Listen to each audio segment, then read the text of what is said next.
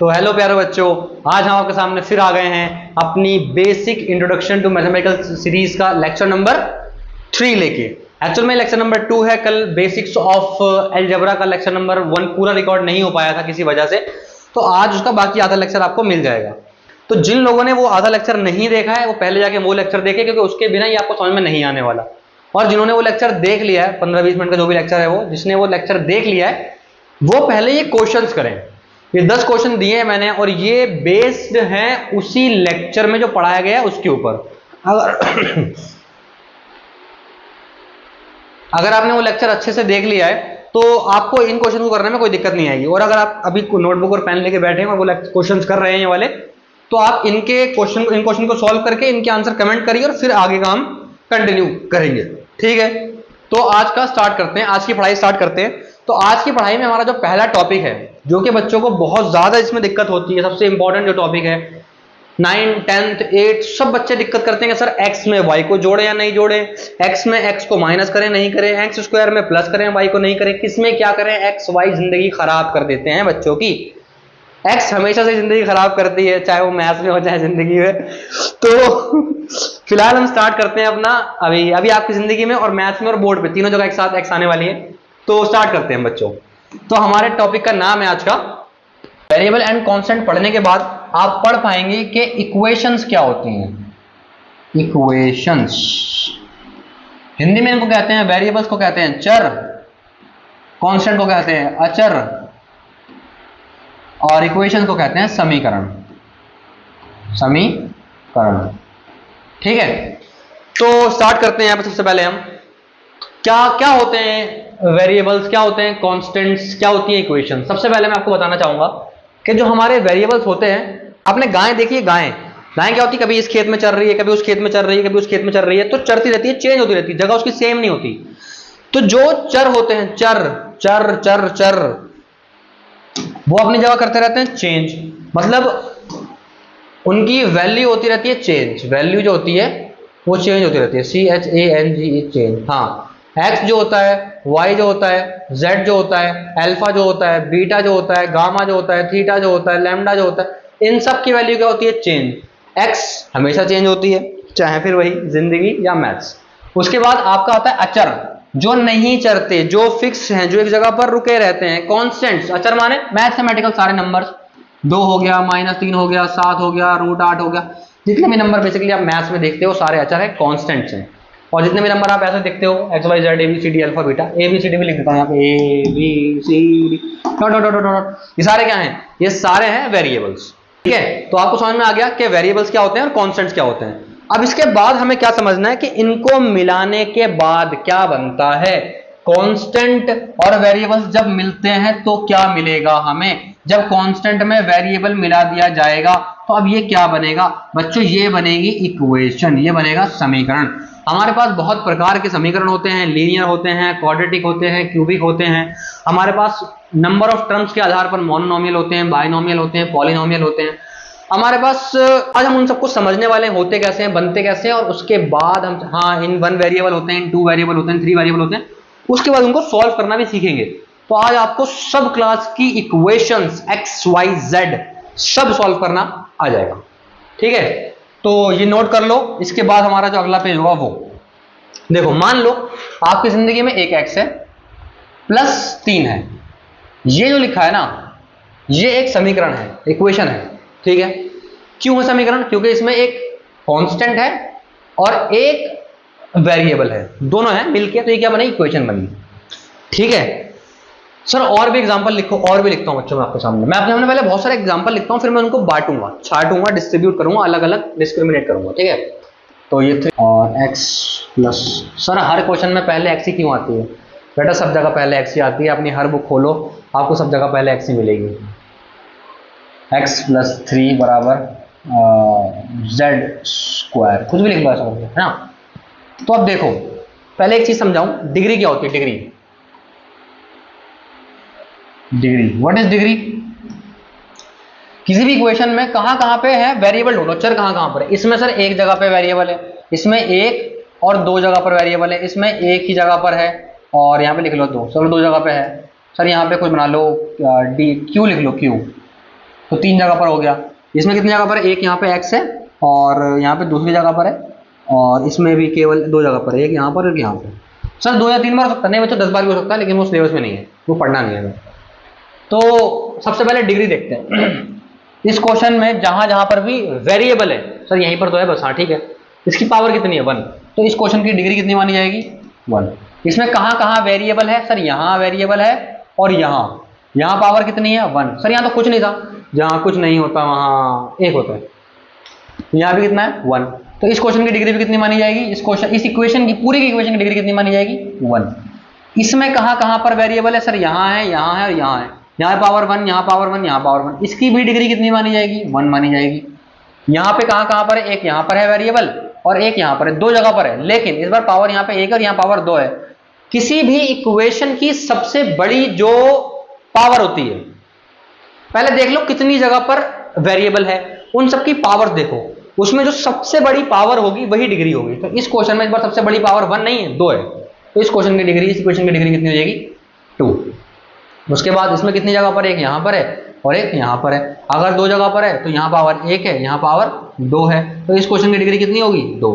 Sir क्या सिर्फ degree 2 ही हो सकती है? नहीं बेटा, यहाँ पे अगर 3 होता ना, यहाँ पे 3 होता तो डिग्री 3 हो जाती है, यहाँ 4 होता तो डिग्री 4 हो जाती है, डिग्री कितनी भी हो सकती है, ठीक है। तो पहली बात समझो, जिसकी डिग्री होगी 1, है ना, जैसे बहुत अच्छा एग्जांपल मैं ऐसे लेता हूँ क्लासेस में कि जैसे किसी के भी नाम के पीछे लगा शर्मा, तो क्या समझोगे कि ब्राह्मण है ना। किसी के नाम के पीछे लगा राजपूत, जो क्षत्रिय है, बहुत आराम से समझ सकते हो आप पीछे का सरनेम देख के, बहुत आराम से। उसी प्रकार से अगर किसी की डिग्री 1 है, 1 so what it is called linear, उनको बोलेंगे ये लीनियर है जी।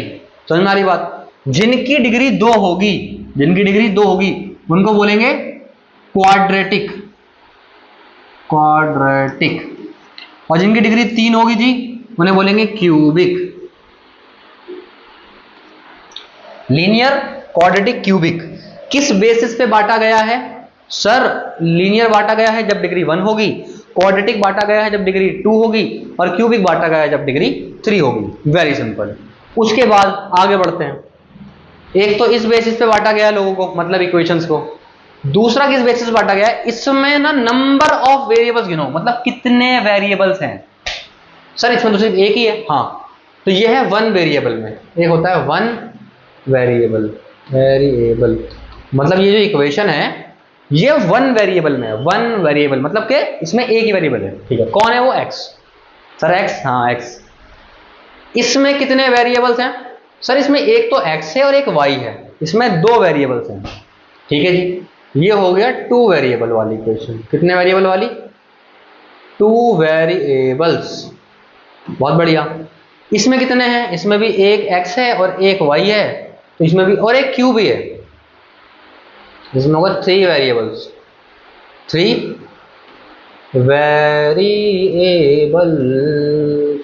वेरिएबल्स हो गए।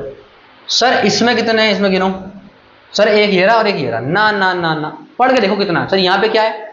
x है, यहाँ पे भी क्या है? x है, हर जगह x ही x है, सब जगह x ही x है। समझ रहे हो ना मतलब? तो इस पूरे में एक्चुअल में कितने वेरिएबल्स हैं? कितनी बार नहीं कह रहा हूं मैं, कितने हैं। सर x ही तो है, यहाँ भी x, यहाँ भी x, तो दोनों माना एक ही जाएगा उसको। तो इसमें कितने वेरिएबल हैं? एक तो ये हो गया 1 वेरिएबल में, 1 वेरिएबल।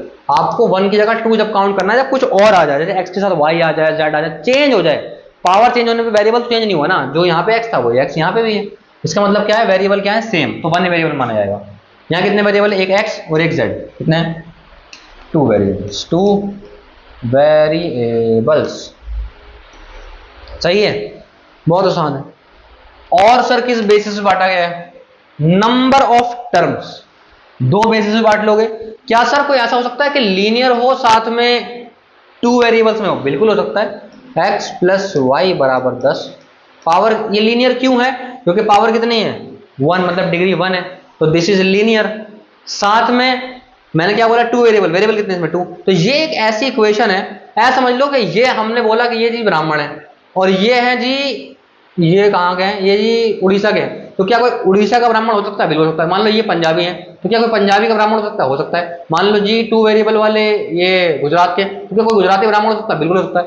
तो ये साथ में लीनियर और साथ में 2 वेरिएबल हो सकता है। लीनियर साथ में 1 वेरिएबल हो सकता है, लीनियर में 2 वेरिएबल हो सकता है, लीनियर में 3 वेरिएबल हो सकता है, क्योंकि लीनियर तो डिग्री देख रहे हो और वेरिएबल नंबर ऑफ वेरिएबल्स देख रहे हो। समझ रहे हो ना? ऐसा समझना कोई यहाँ का हो गया तो यहाँ का नहीं हो सकता। ऐसा समझ लो कि ये स्टेट वाइज उनकी वो है आइडेंटिटी और ये कास्ट वाइज जो भी सिस्टम होता है। ठीक है, तीसरा हमारा क्या है?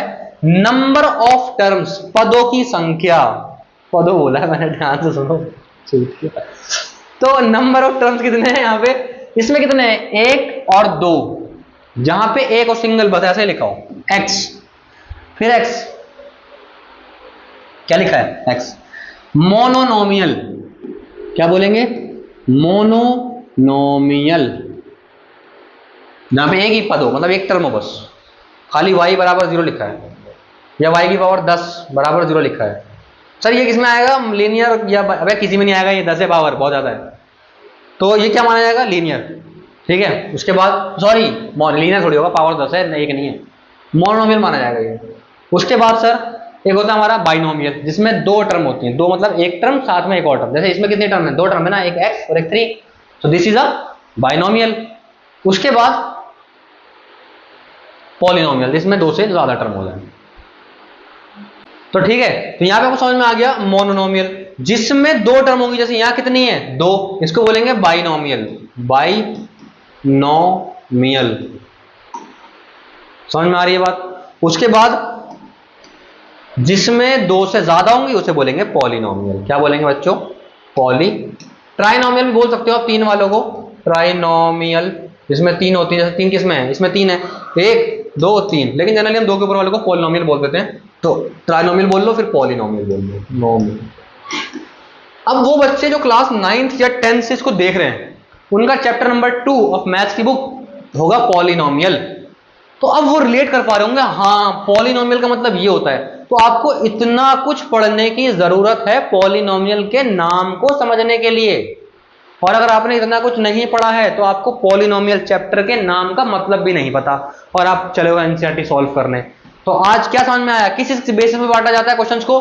बांटा जाता है डिग्री के बेसिस पे, बांटा जाता है नंबर ऑफ वेरिएबल्स, उसमें कितने टर्म हैं उस बेसिस पे, तीसरा उसमें कितने पद हैं, इसमें कितने वेरिएबल्स हैं और कितने टर्म है, मतलब 1 2 3। ठीक है, अब जैसे मैं आपको एग्जांपल लिखता हूं 3x, मैं सबसे पहले एग्जांपल, अब आप इसको नोट कर लीजिए, इसकी ना टेबल बना लीजिए।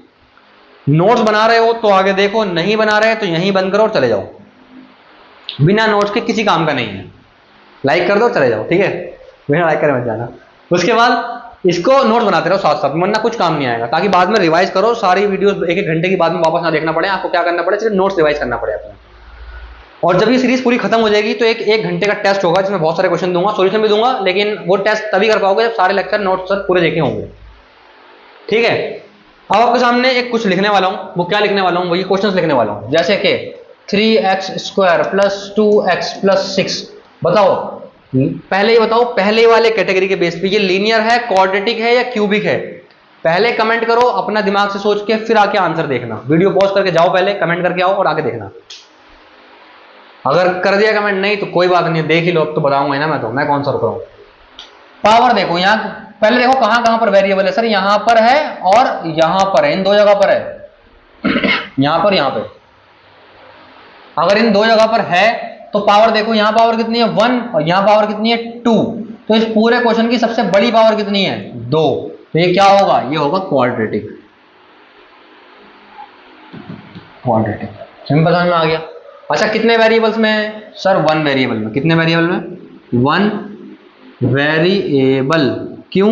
सर 2 हैं। अबे x है, सिर्फ x तुम्हारे पास, और कुछ नहीं है। x और यहां भी x, सिर्फ x ही है। तो क्या होगा? ये होगा 1 वेरिएबल में। उसके बाद ये मोनोमियल है, बाइनोमियल है, पॉलिनोमियल है। कितने टर्म्स हैं इसमें? सर 3। हम तो ट्राइनोमियल बोलेंगे, बोल लो, तुम्हारी मर्जी, तुम्हारा कौन सा, मैं मुंह पकड़ सकता हूं।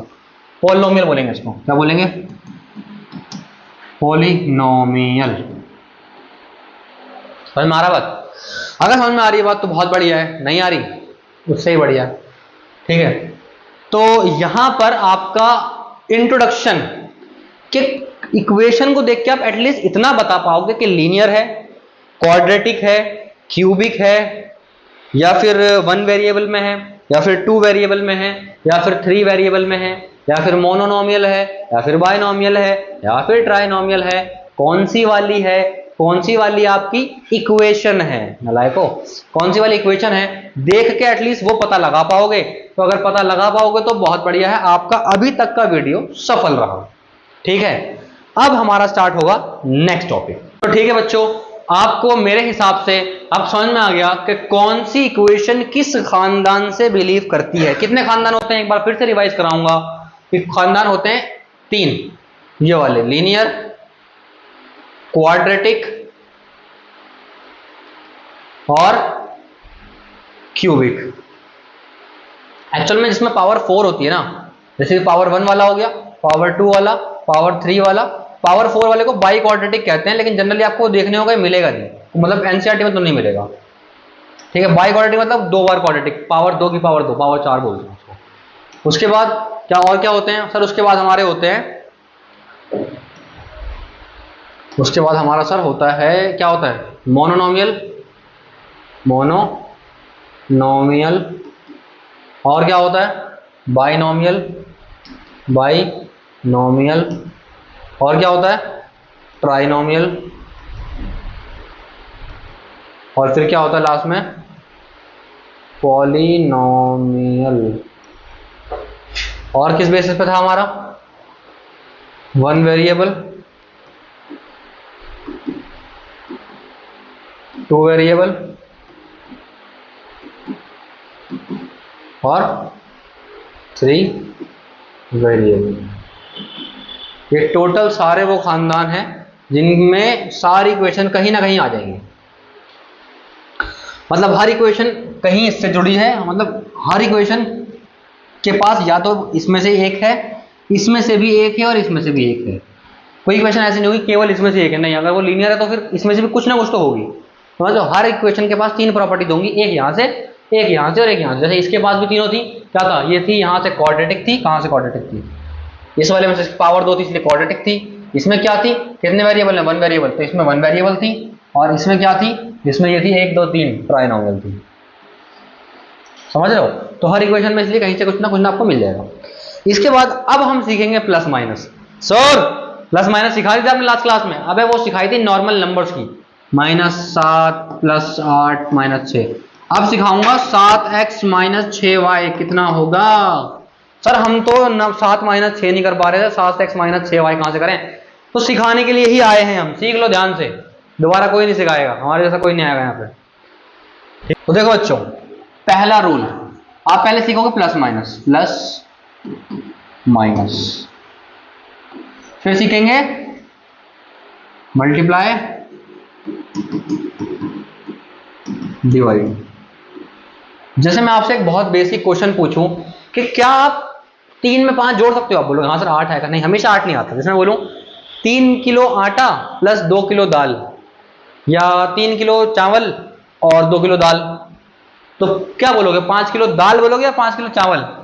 तो एक बच्चा भी लगे सर 5 किलो दाल चावल, अबे रहने दे, नहीं ऐड हो सकते, ये जबरदस्ती मत ऐड करो, सर दाल में चावल मिला देंगे दाल भात बना देंगे, अबे मत बनाओ, नहीं ऐड हो सकते।